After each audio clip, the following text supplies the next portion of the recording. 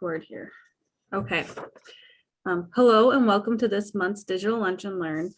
Today we're going to hear about the history of chemical engineering at South Dakota Mines, 100 years of innovation with Dr. Rob Winter. Just some housekeeping things before we get started. People are always curious who's here, always say hi. If you can, just say hi, put your class and major so we know down in the chat and we'll watch for that.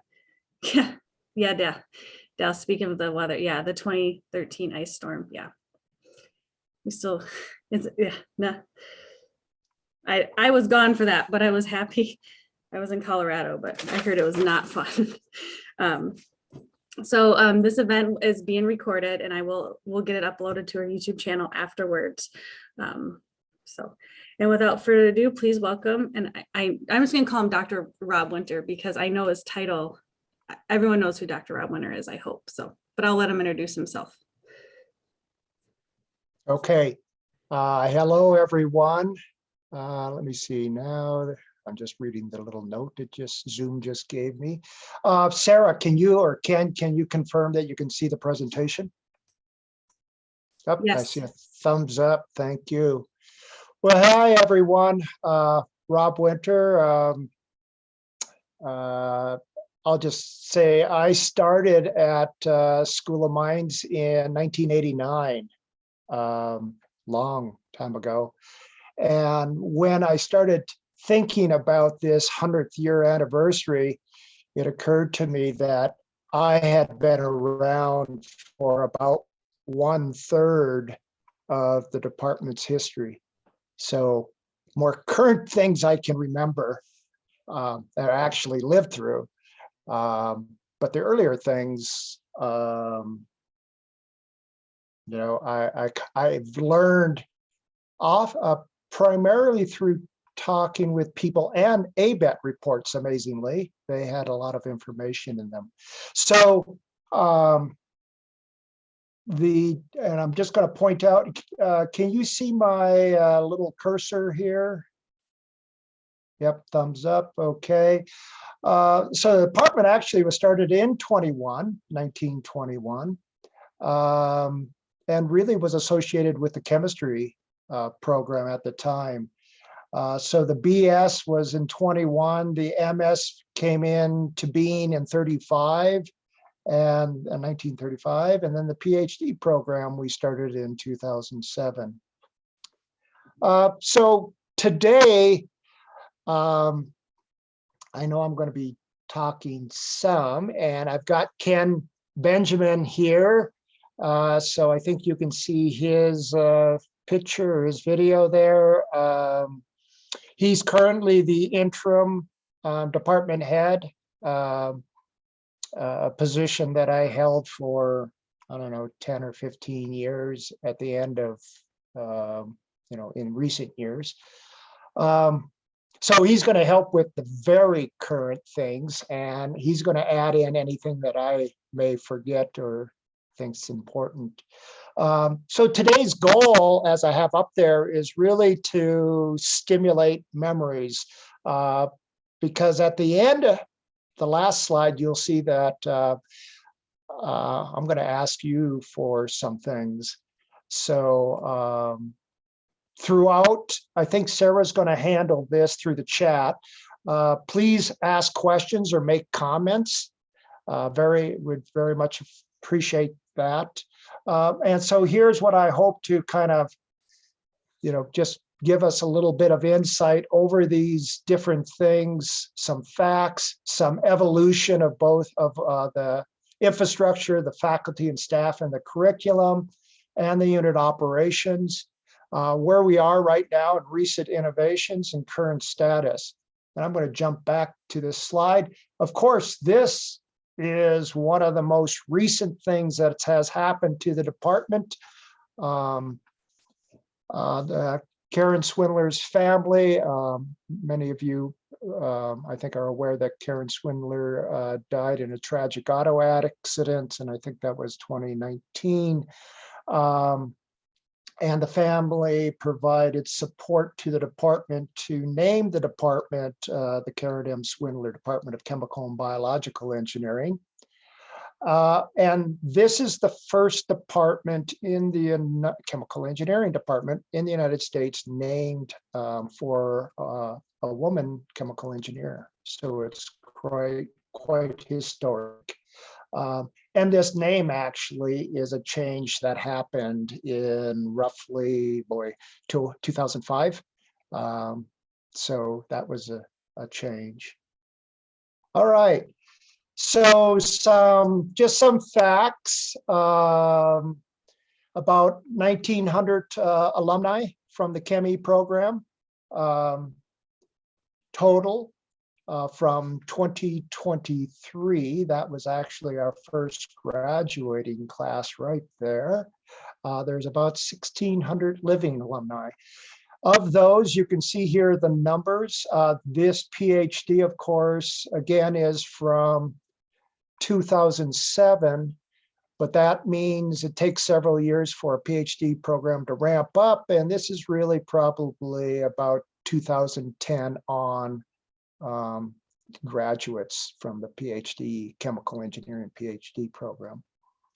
As you can see, the first class was primarily women. 67% women and 33% men. We've never been able to equal that. In fact, it was only down in the few percents all the way up to about in the 70s. And then some of you you had Dr. Sandvik as a professor, and he was chair, of course, in the 80s. And he went out with the, I'm trying to think of his name, the chemistry head. And they talked to high schools, and particularly to graduating women seniors, and told them that ChemE would be a great field for women. And we went from a few percent to about 35%, and basically have held at 35% since that time frame. But it was really a step change. It really occurred in just a couple of years. There's the first MS graduates, and Zachary Dornbos was the first ChemE graduate in 2010. So let's talk a little bit about or I want to share a bit about infrastructure. If you look at the main building back in 21, 22, so Carson, which was the first ChemE faculty, came in 1921. And then it took a few years, until 1923, before the first graduates were actually coming out of chemical engineering, or actually having a chemical engineering degree. But in this time frame, these were the degrees that were offered at School of Mines. And the chemistry faculty were Bisson and Sewell. So Carson wasn't yet added to this list. But in the main building, here's everything that was there. And the reason I pulled this one up is because in a year, or within this time frame, Carson would be in the Department of Chemistry, and he would start developing chemical engineering courses so that a chemical engineering degree could be obtained. Then we come into the 22-23 and the administration building. And again, that's where the Department of Chemistry is. And by this time, between, that would have been fall 22, spring 23, that year, there was a chemical engineering degree now on the books. So they must have gone to the Board of Regents, or whoever was however they called that acting group at the time. Now here's something. The chemistry faculty was now Carson, a chemical engineer, and Osterhoff, a chemist. and I believe perhaps more of specifically a physical chemist. But that was the chemistry, chemical engineering. In fact, they were called, if you go back and look at old documents, they were chemistry faculty. That's how they were listed. And you'll notice that they both came from, their masters came from the same college, Hope, and they got their PhDs at the same university, Ohio State. So these two people knew each other, and they landed at SD Mines in that early years of 21, 22. So now there's a ChemE degree, and it's in the 5th year. That's how they get the degree. They take some coursework, and there will be some particular ChemE courses. There will be some electives, and there will be a chemical thesis. But it's a 5th year degree. So they've basically done chemistry, and now they're going to tack on some chemical engineering to get their chemical engineering degree. So if you look at the evolution of the infrastructure, here we're going to where they were. That building existed. It's been now torn down, but that one, there was a picture of it. This would have been maybe in the 70s.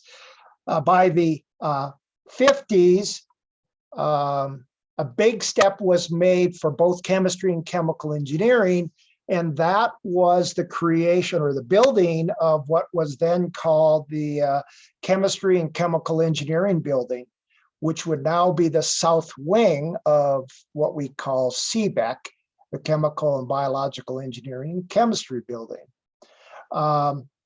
For those of you who were around in the 80s, 90s, 2000s, there would have been 2 big trees that's they're standing here. Now there's only one left. One of them was cut down.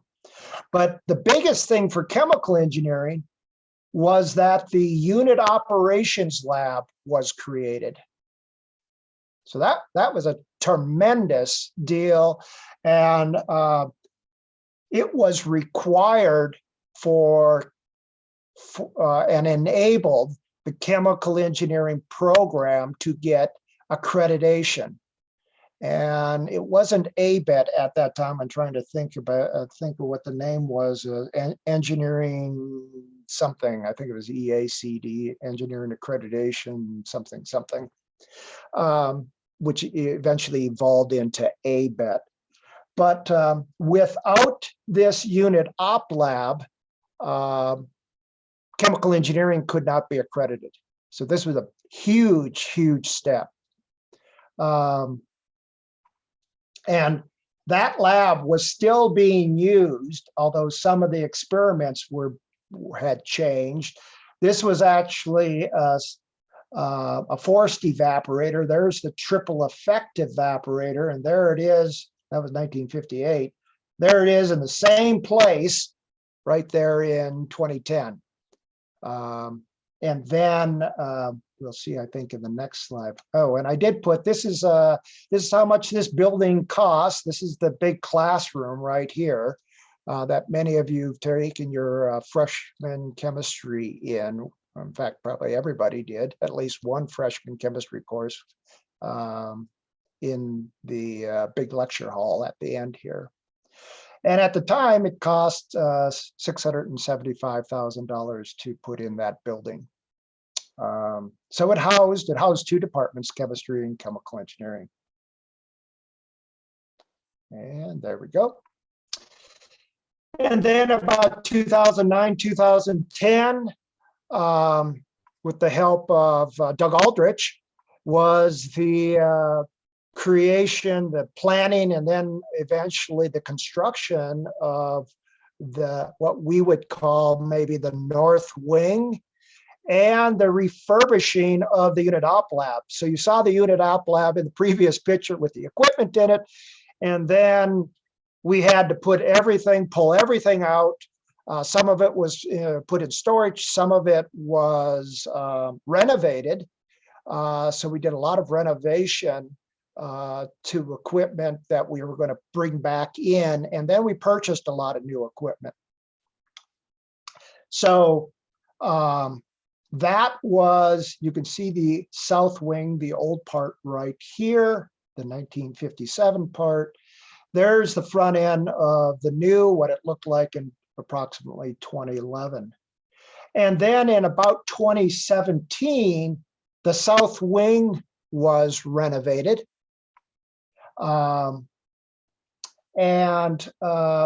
The architects was a different group of architects, but they were asked to replicate or do something similar so that the two front ends would look the same.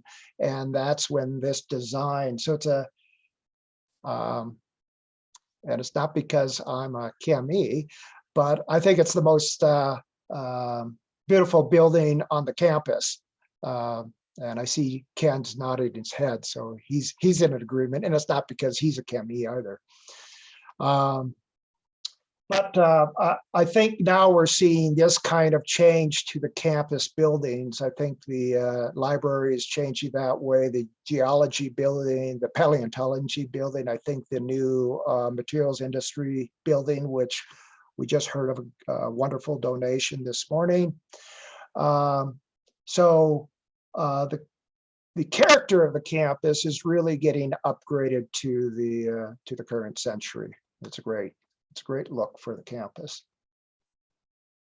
Okay, so this now again supports two departments: chemistry, which has now has had for a few years now, or several years, biology and health sciences, and then chemical and biological engineering, which has the chemical engineering BS, the chemical engineering MS, and the chemical and biological engineering PhD.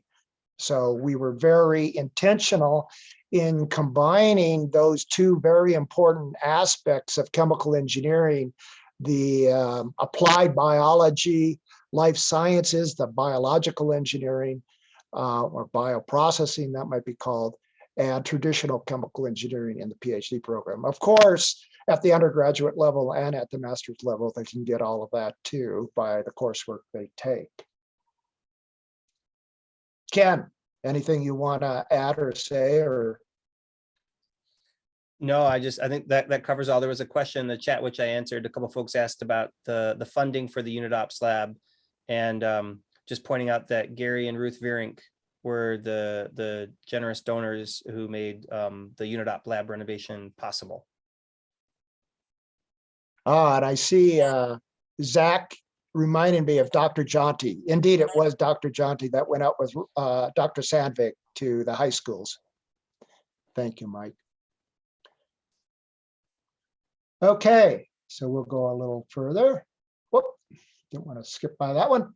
All right, so this is I think a really quite interesting story behind this particular slide.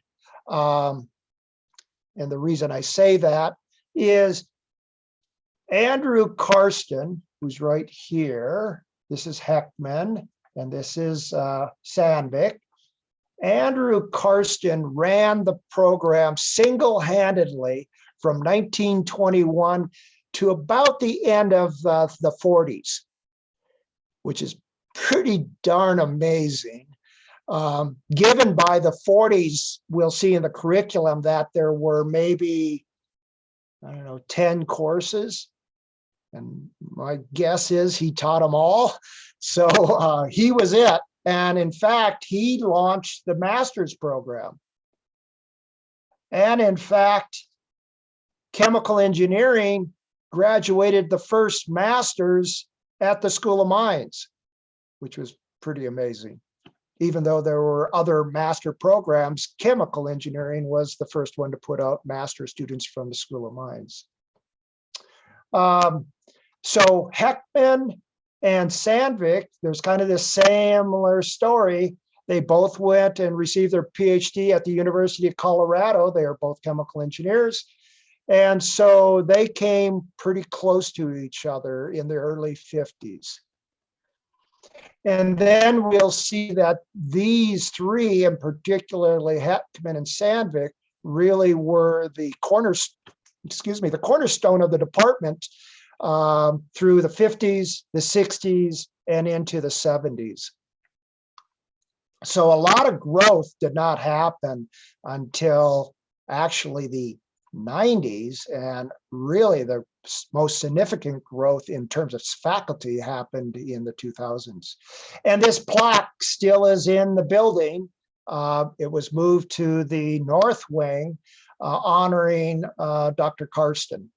And what was it, 1960. So I think he retired in 1960 or 61, somewhere in that time frame. So here I have the list of all the faculty and instructors. And when I say instructors, I'm thinking of people, well, I have them down here. Sometimes these were people that stayed for longer periods of time, that they weren't just an instructor for a semester. Those are harder to figure out. But this is what I found out in terms of faculty. And again, the founding faculty, Dr. Carson, Dr.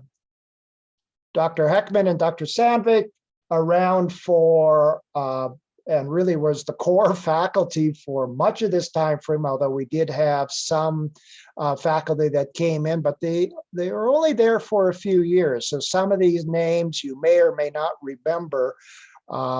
If you do remember them, and you have any, for anybody, if you have any stories, they'd be welcomed. The core by the time I came, which was in the late 80s, was myself, Suki on the and Kent Fish in the biology program, Jim Monroe and Will Clem and Larry Bauer. Those were the people that I was associated with early on when I started out as a faculty member in 1989. And then I had the opportunity and privilege of hiring Jan and Dave and Pat and Todd and Rajesh and Ken and Jason, Rajesh, Kevin, David, yep, Lori, Tim, Rebecca, Mary, Travis, and Alexi. I guess I had opportunity to hire all those people. I sat on their committees in one form or another. I didn't know I sat on everybody's. It's a little spooky. Yeah, Ken just put in the chat that there's a current search going on for, of course, a permanent department head and for faculty members. 3 more, I see. Okay. Thank you, Jim. Instructor from 65, 66. So did I get that? You're here, you're down in the instructor. And I was able to kind of reach back to the 40s from the ABET documents, which have to, within those documents, you have to put who are the staff for, who's teaching the courses. And so I was able to find all the way back into the 40s who was teaching. And Dr. Sandvik would have been the earliest one that I had before he became a faculty member, before he got his PhD. He was an instructor for the chemical engineering program. So he and Carson would have been running the ChemE program at the time. And my guess is some of you remember Jackie Pelkey. When I arrived, she was the memory and soul of the department. And when I arrived, we were a combined department. If people remember that, we were combined chemistry and chemical engineering and biology. That happened in, I think, about 85. And it was a really an administrative thought that to reduce the amount of I think, administration and amount of staffing. So they put those two under one department, although they still had separate heads and all these things kept on going. And then that was dissolved in the early 2000s when one of the presidents that came in, I think this was Dr. Rook, who decided that there was going to be a College of Engineering and a College of Arts and Letters. Excuse me. So chemistry and went off with arts and letters, and biology stayed with chemical engineering and stayed in chemical engineering. Of course, the colleges disappeared later on. So, so that's where we are today. So what I have here in bold are the current faculty within the department. And I think I've got everybody right, Ken, and then the staff, the current staff. I think I've got everybody right there. All right. So, oh, Carl, that's a good piece of information. If you think, yeah. So, yeah, if you have any additional information on who that I can push these numbers back, or, you know, if you know who the staff were, that would be great. All right. So that was sort of the infrastructure, the big infrastructure. We will get to the unit op lab in a little bit here. But that was the big infrastructure. And then the faculty and staff. And again, if you have any stories about any of those things, I'm just going to keep on reminding that is something that I would like to hear about.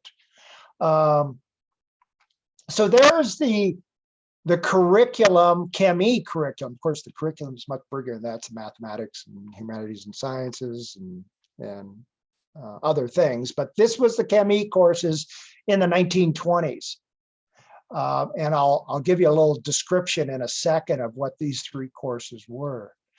By 1941, so this is the year I was able to pull the actual curriculum. 1941, there is what, 1, 2, 3, 4, 5, 6, 7. So Carson probably would have taken care of those. And then mechanical engineering was providing thermodynamics and machine design. So that was beginning of the evolution. And I wanted to bring that out. Of course, I don't think anybody here was a part of these. And this is what the curriculum looked like in that 23-24 curriculum.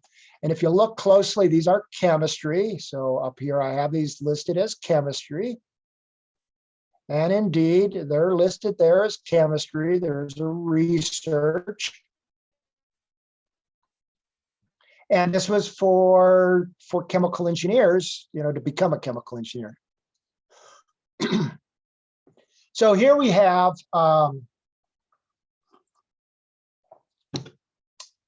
chemistry 403, 404, and then 455, 456 was chemical research. And textbooks that were used, I've seen Walker, Lewis, and McAdam, Principles of Chemical Engineering. And that was what made up, you know, 2 semesters of chemical engineering coursework and then chemical engineering research. It was required, so everybody had to do this. Okay. So now as you move into the 60s and then beyond, you know, sort of currently,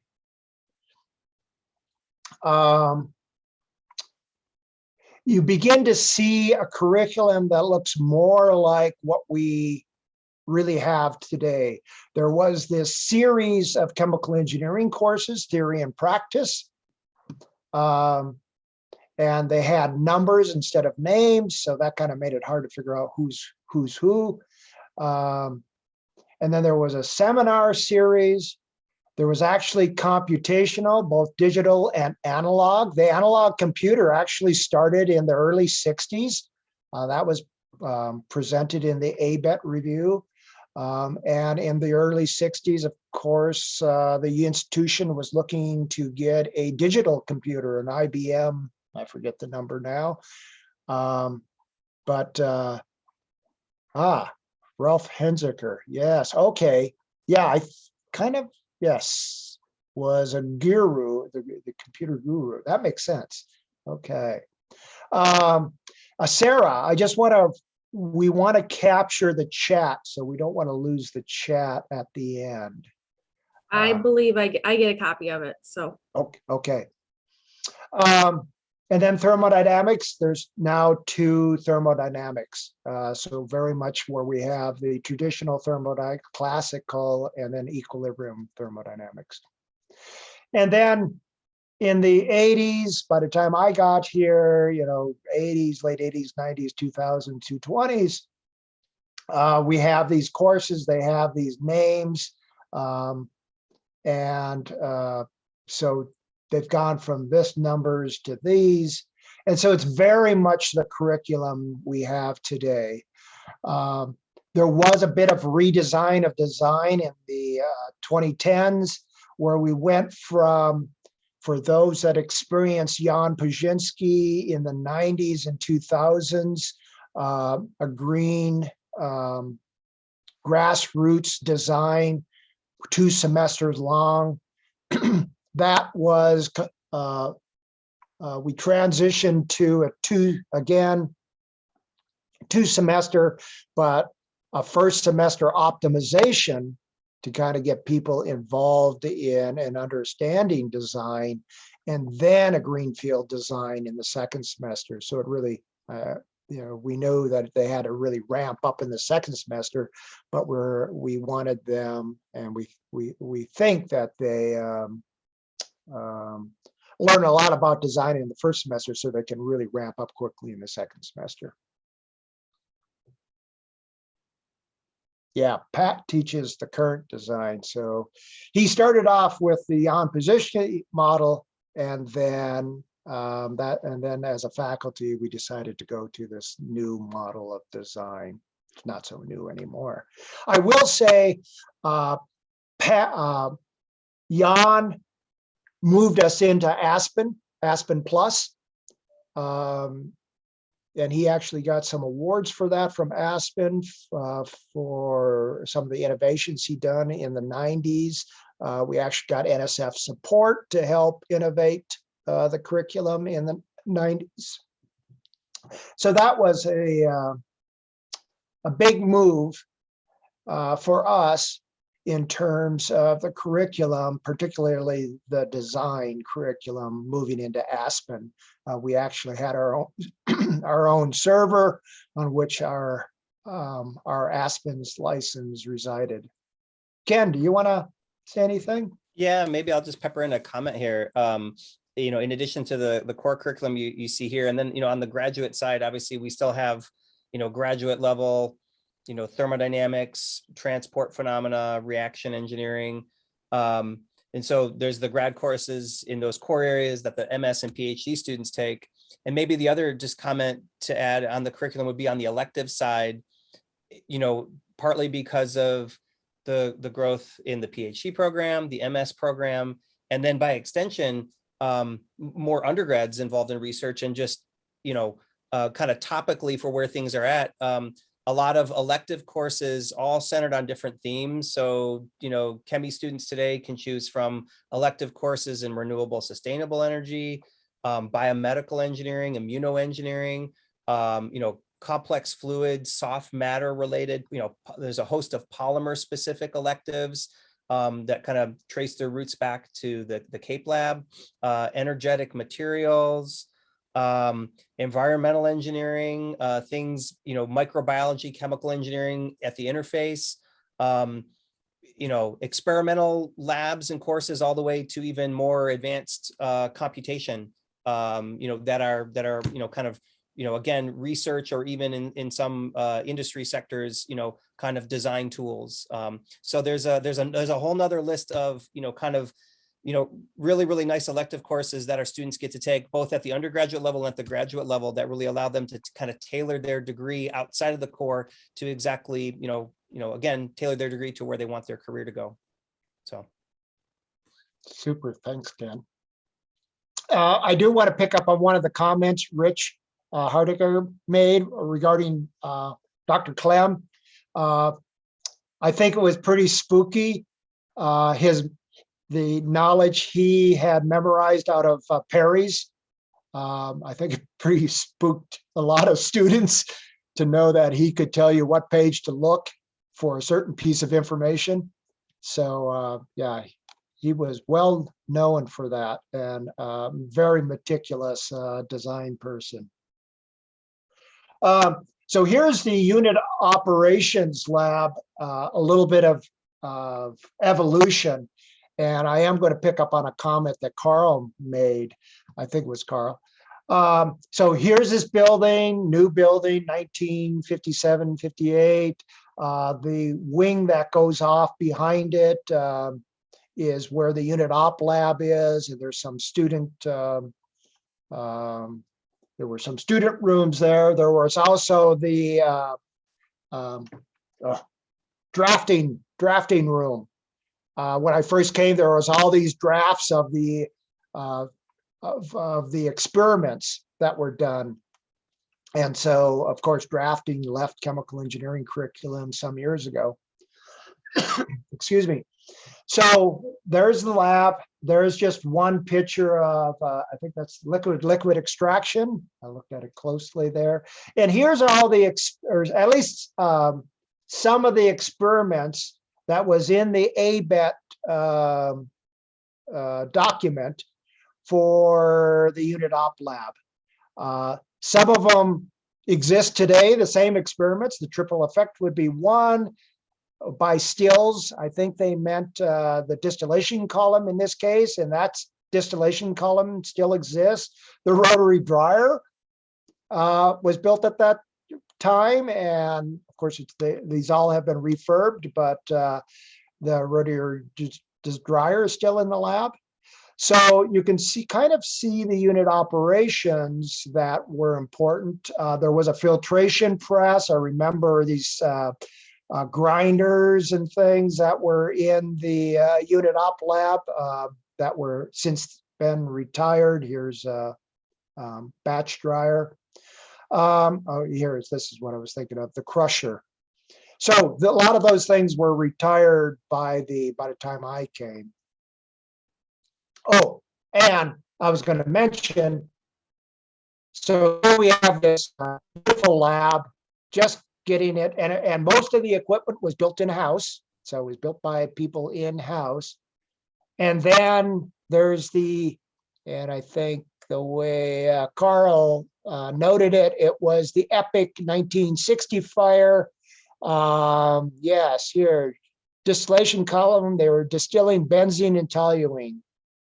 Okay, so yeah, and that ended up in the ABET report because they had to get money to refurbish the lab and deal with smoke damage throughout the building. And some of you actually lived through it. I know Doug Aldrich also did at the time. So there was a few people that were part of that lab and crawled out of that lab at the time. So now we come to roughly 2022, Seebeck Building. This is before the unit op lab was refurbished. Let me see if that's correct. Yes, yeah, I was just looking at the picture. So this would have been probably 2008, 2009, before everything was ripped out and then the new lab was put in. With respect to experiments, here you see the ones in the bold are actually part of the core curriculum, the ones the students must take. I guess I should have also then highlighted these three intro labs, because students must take 111. And then here are some electives. There's a separations elective. There's the polymers elective. There's the biochemical engineering elective. In later years, closer to 2020, there was a brewing science and engineering laboratory. Yes, they actually brewed beer in that lab.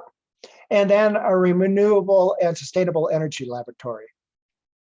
And every one of these electives was really came out of a desire by a particular faculty. So this would have been Dave Dixon and Todd Mankhouse. Myself developed the biotechnology lab. There was a polymer technology. There was a polymer technology course when I arrived, and then I developed it from what I learned while I was working at General Electric in their plastic technology division. And then Pat Gilcrease developed the biochemical engineering. Todd Mankhouse developed the brewing science and engineering. And Rajesh Shande developed the renewables and sustainable energy. And there's a course that goes with all of those. So here's the new lab. And of course, as Ken had mentioned, Gary and Ruth Verink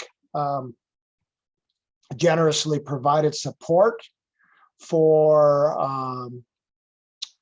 the lab and for its future.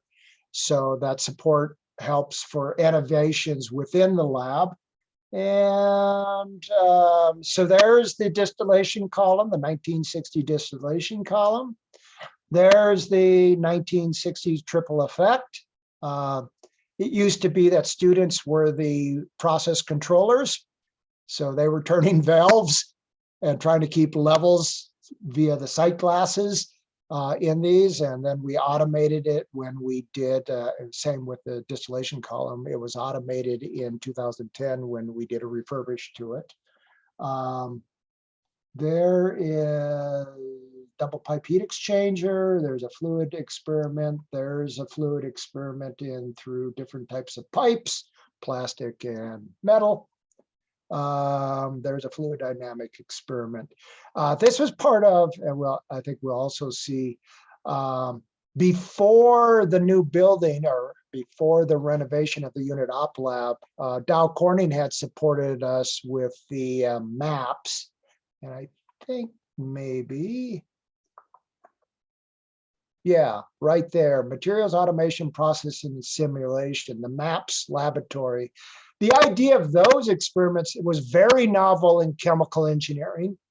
It was, you would do some design. In fact, you might use Aspen to simulate ahead of time. You would then do some building, actual pipe fitting. So since people were getting less and less experience pipe fitting or working on whatever, cars or coming from the farm, this was an important. They would then test it, and then they would analyze their design, say Aspen design versus the actual experiment. And of course, they would have to explain why there were differences, right? Very much like you would do in industry, that you do in industry in process development. So here are some of the major educational innovations, and this really would be impacting the undergraduate program, although some of these would have impacted the graduate program too. So there would have been, like I said, Jan Pajinski introduced Aspen and really developed that.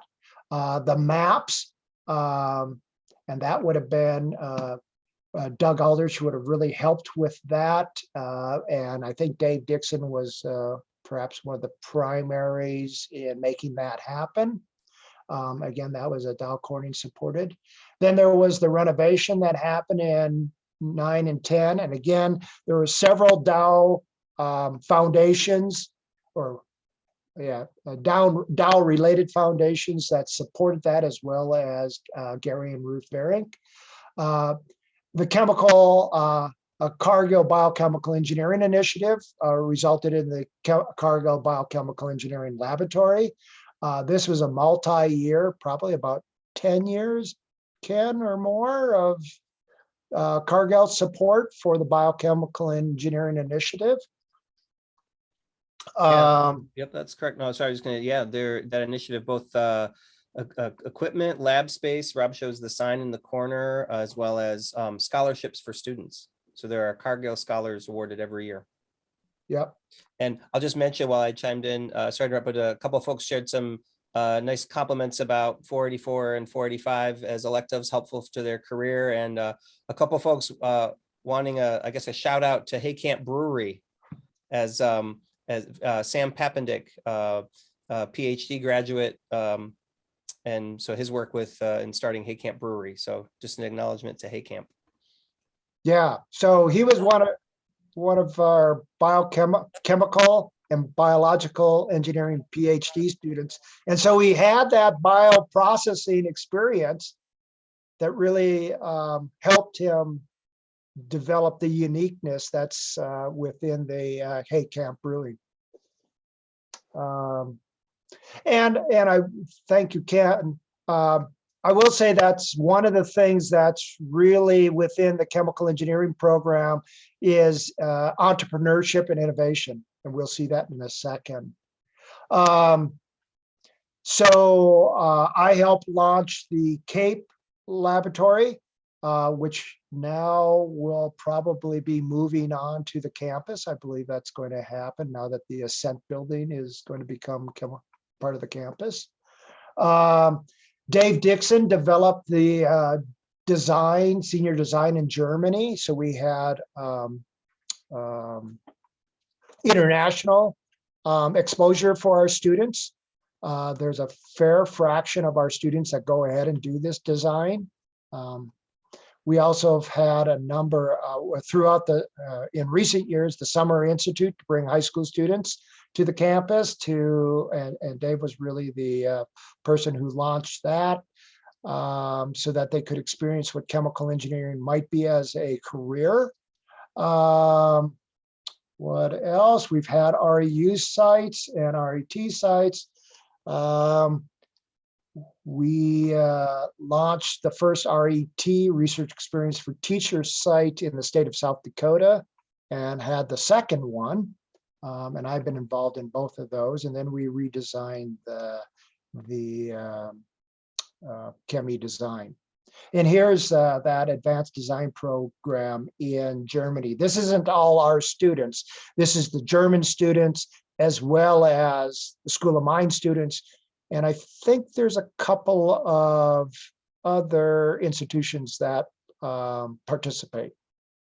Virginia Tech, I think, is one of them, if I got that right. Okay, there's the maps. Okay, so we're getting near the end, and I know we're getting some chat. So if you got questions or things that you want answered, continue throwing them in there, or if you got comments. So our current staff, Christine hasn't given us her picture yet, so we're missing Christine. But Alana now is our Senior Secretary, Administrative Assistant.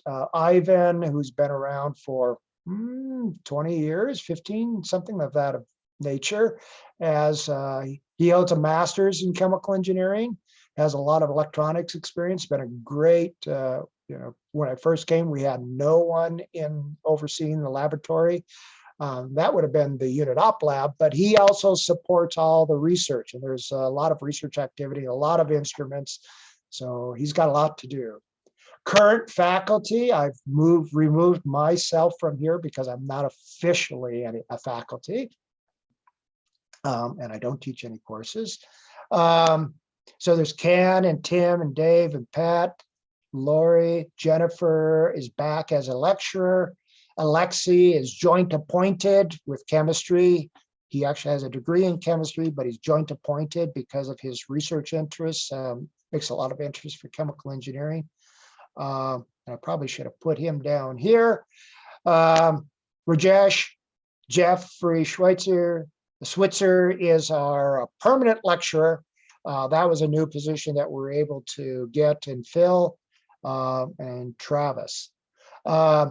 So Alexi Rajestani and David Salem are non-chemies, so they don't necessarily teach any undergraduate courses, although they may teach very particular graduate courses for chemical engineering. Their major contribution is on the graduate program, some coursework and primarily research. And David is the current director of CAPE. All right, just some numbers. In 2014, we had 90 students. That's right down here someplace. So this is from 1958, fall of 1958 numbers. There's about 50 chemies in the program total.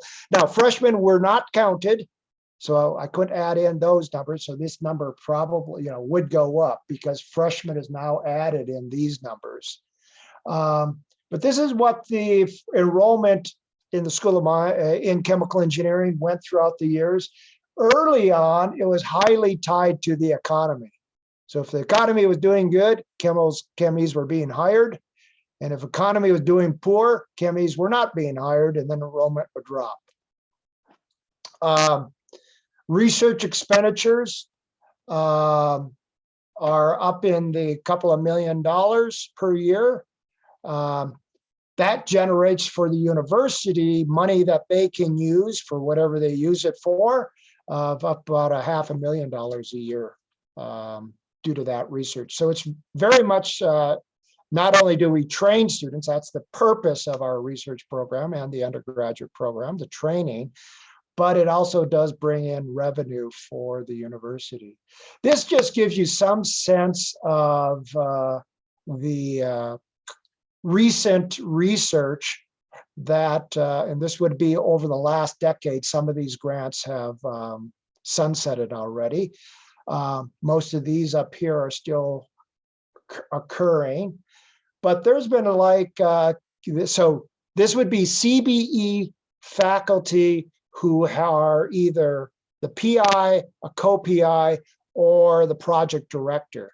And the last, I was project director, for instance, for the Air Force grant, and then some of these other ones.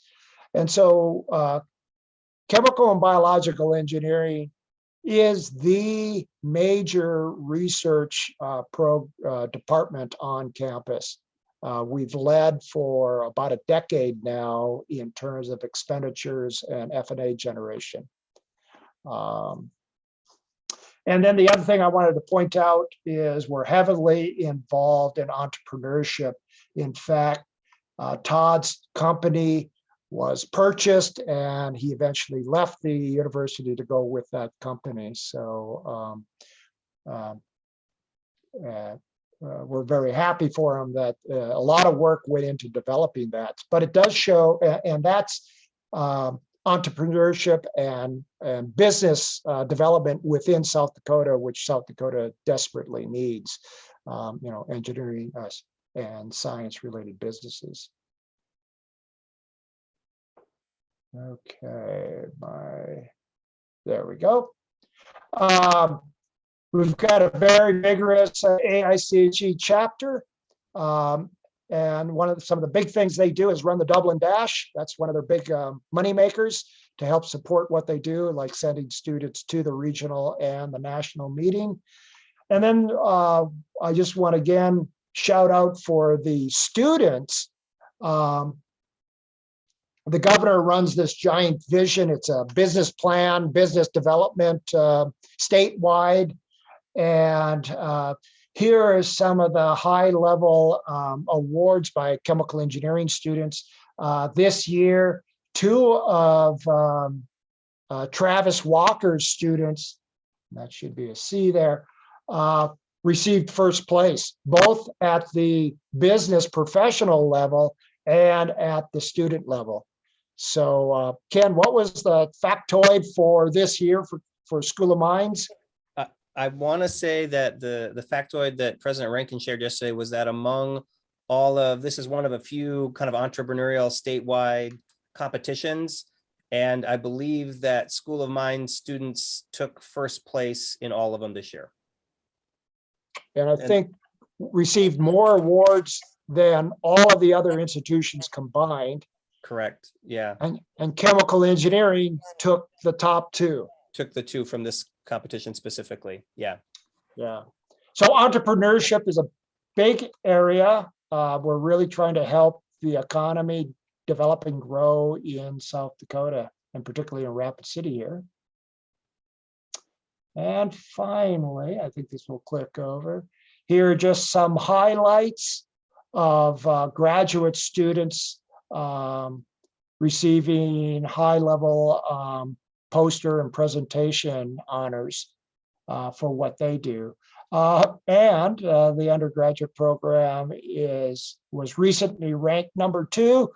And it doesn't, it's not bad that we fell behind University of California, Berkeley. So we'll take the #2 spot, and if they want the #1.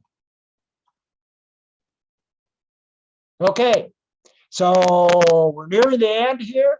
If you have any stories or names of companies or names of staff and instructors, or if you want to donate some textbooks, we're looking for old textbooks, from the 50s, 60s, 70s, 80s. Those can be sent to the department. But for all these other things, just send me an email and let me know.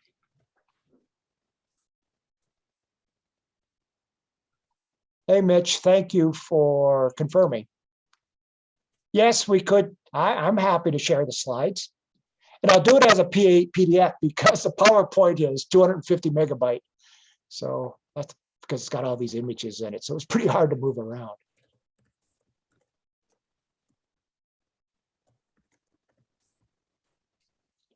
Sarah, I suspect, yep. Do you have a list of names so that you could send this out to everybody? Or I don't know, maybe you'll post it, I don't know. Yeah, and we'll put it in the newsletter too. And then Carl, I can get you, or we can get you the slides if anyone else wants them. Just let me know. I'd be happy to get them for you. Why not grads? Why Don says, why not grads who have made major contributions post South Dakota Mines?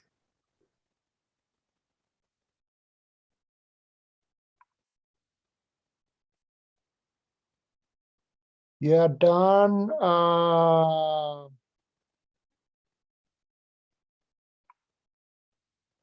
That would be great. That would be good to send you stories about that too, if anyone has any post. Yeah. Stories, how the School of Mines has played a role in your career. Yeah, enabled your career. Yes. That'd be great. I mean, that's what Karen, I worked with Karen. She was on the professional advisory board for chemical engineering while I was the chair, and her and Lee certainly said that it was the degree they got and the experience they had at School of Mines that really helped them in their careers to really launch them. Yes, and I've heard a lot of success stories about that too. So yeah, feel free to share their stories. I did drop, I know we're coming up at the top of the hour, and I appreciate everyone being here today, and it was great to see everyone kind of reminisce about the ChemE department over the years, and hear all of the fun stories and sharing. I'm sure more could be said. Yeah, Dallas Harder said, Dr. P was a cornerstone of my education, him and Dr. G. Yes, and I can send everyone who attended today the slides. And if there's someone that missed it, I'll make sure they get the slides too. But yes, send them in a PDF because the PowerPoints are way too big. Yeah, and yeah, that I would encourage. If you know other ChemEs that may perhaps did not attend, feel free to share the slide with them. Again, the whole idea was to stimulate memories. get people kind of thinking about, oh, this is an interesting story that happened back then. That'd be great to hear those stories. Really would like that. I still would like to put together a 100th kind of anniversary short booklet kind of thing. So I'm still thinking about putting that together. So any stories would be great stories. Yes, any stories. Yeah, that would be a perfect space to put them. Yep. Yes. Okay. And then I did, I know we're just wrapping up here, but I did put a survey link in the chat. If, as always, we appreciate your feedback, or if there's any topics that you would like to see throughout the upcoming year, we'd love to have your feedback. And then I'd like to make a shameless plug. So next Thursday, this month's going by way too fast, but Thursday, May 5th, we are hearing from Dr. Jeff Magoo, and he is going to be talking about the newly merged computer science, computer engineering, and electrical engineering department. So it'll be really exciting to hear from them if I have any of those majors on the call today. And then Thursday, May 19th, we're going to be Nate Belcher, who's also an alumni. He will be going over cybersecurity. That's kind of a hot topic too. And I know we always have people who are looking to get into cybersecurity, or kind of what that looks like here at School of Mines. So, okay. Well, I appreciate everyone today.